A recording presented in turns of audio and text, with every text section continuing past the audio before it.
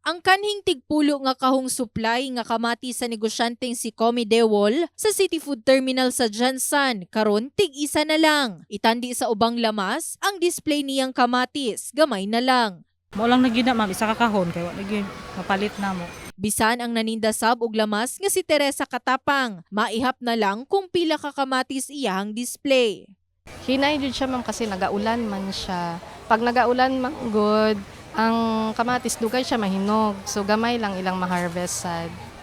Naay nagahatod pero ginagmay lang sad. Gikakurat sab kini sa mga konsumanteng sama nilang Mary June Aguas tungod ni aging simana. Anaa pa sa 20 pesos ngadto 30 pesos ang presyo sa kamatis matag kilo. Nagmahal yun siya. Nakuratan ka Oo.